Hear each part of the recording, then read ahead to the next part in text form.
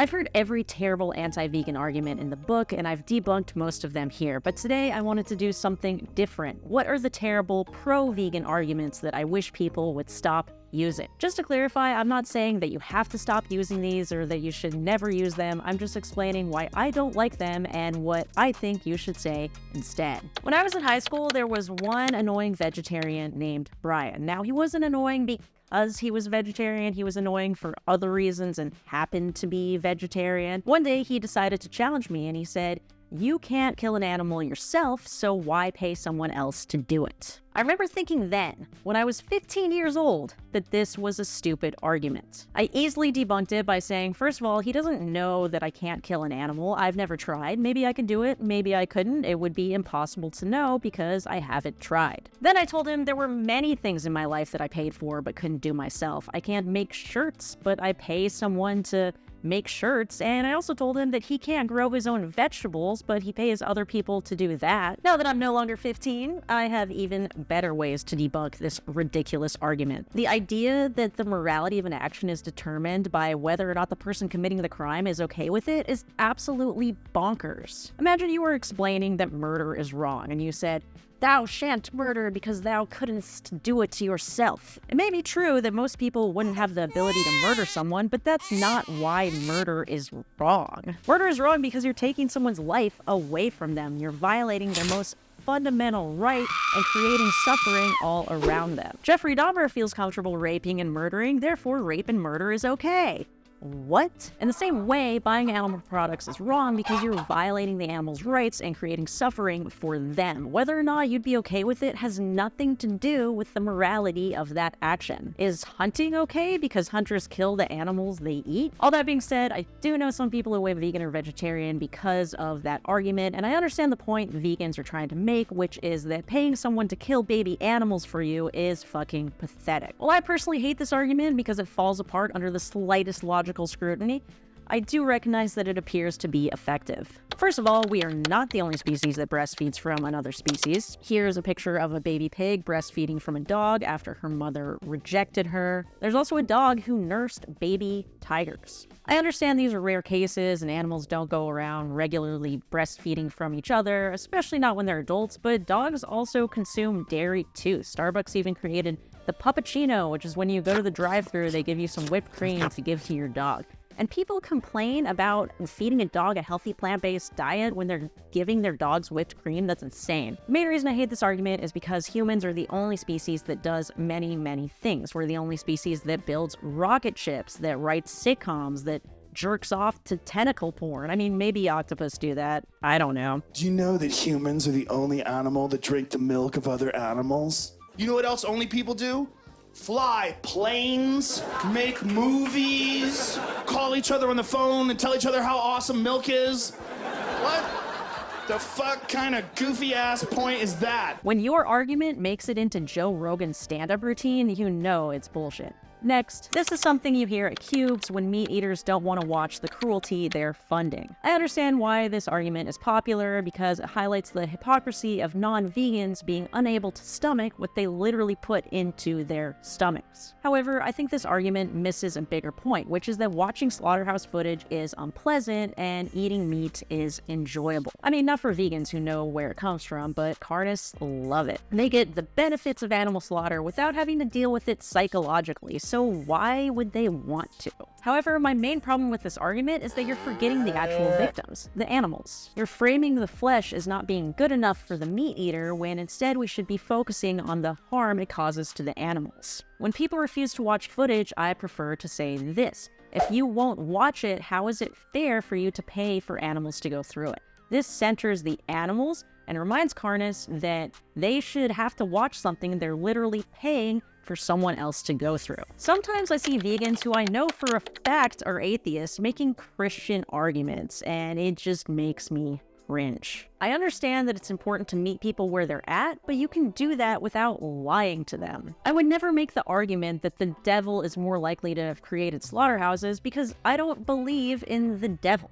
That's just as absurd as me arguing that Harry Potter would be vegan. Hermione, though, really should be vegan, and it's honestly insane that she's not. I mean, all that stuff with the house elves and she's torturing animals 3 times a day, it just makes no sense. But I consider the Bible to be fiction, so me using the Bible to argue for veganism would be absurd. That being said, if you are religious, use all the religious arguments that you want. The point is that you have to be honest with yourself and the person you're talking to. It's like when you go home for Christmas and your uncle, who only eats Popeyes and McDonald's, tells you that a vegan diet is unhealthy.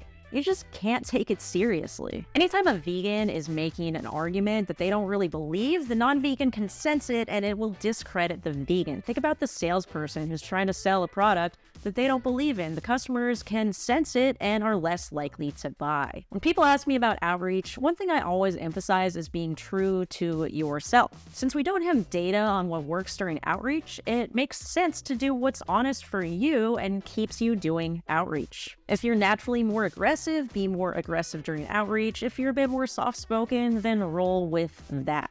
Don't try to be someone else because it's unsustainable and it will burn you out. Every time I debunk appeals to nature with Cardus, the vegans jump in with their own version. You'll hear vegans say that we're herbivores and eating meat is unnatural, and honestly, I'm not sure what definition of natural they're using. To me, natural just means something that happens in nature. Although we have somewhat separated ourselves from the natural world, we can see that our ancestors in nature did eat animals. In fact, they drove most megafauna toward extinction in order to feast on their corpses. If vegans want to argue that the meat industry today is unnatural, I completely agree. Animals are artificially bred, genetically modified, confined, and slaughtered by giant machines at a fraction of their natural lifespan. There is nothing about industrial animal agriculture that resembles anything close to what we would see in nature. However, that's not the argument vegans typically make. They'll come in with sources about how we're herbivores, and the point I'm making is that it doesn't matter.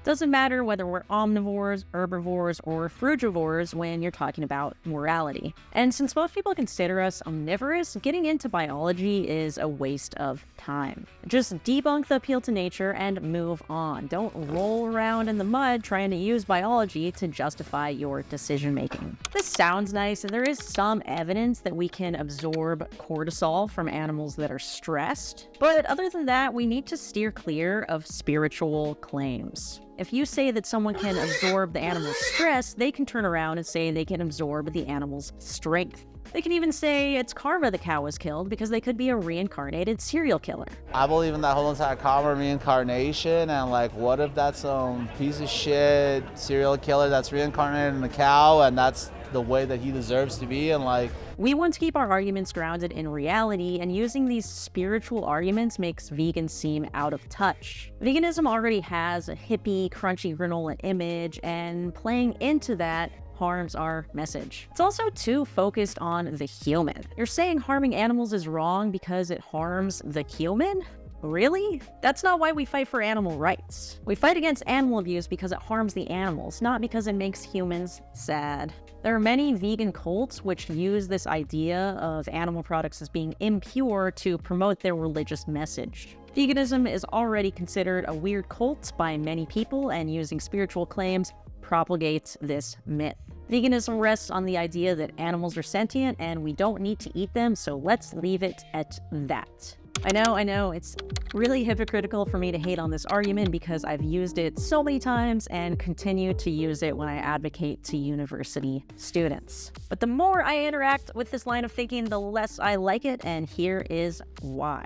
Well, I don't think I really loved animals before I went vegan. I know many meat eaters who love animals more than any vegan I've ever met. I had this one friend who couldn't walk down the street without saying hi to every dog. She spent her free time volunteering and dog and cat rescues, and you could say, oh, she only cared about pets, but she was always watching videos of cute animals and talking about how much she loved them. It was really clear to me that she did love animals deeply, and she also ate meat. The reason she ate meat was because she liked the taste and she was so disconnected from the process and didn't even really think about how it had come from a living, breathing animal. I also dislike this argument because of other arguments I've disliked in this video. It focuses too much on the meat eaters and not on the animals. Being vegan has nothing to do with loving animals, it has to do with justice. I know plenty of vegans who don't love animals, but they still don't think they should be tortured for a sandwich. We need to point out to meat eaters that animals deserve rights, whether they care about them or not. Chickens don't deserve rights because some people might love them. They deserve rights because they're conscious and cognizant individuals who have a vested interest in not being tortured. Whether meat eaters love them or not is irrelevant. I also think it's unfair to tell someone how they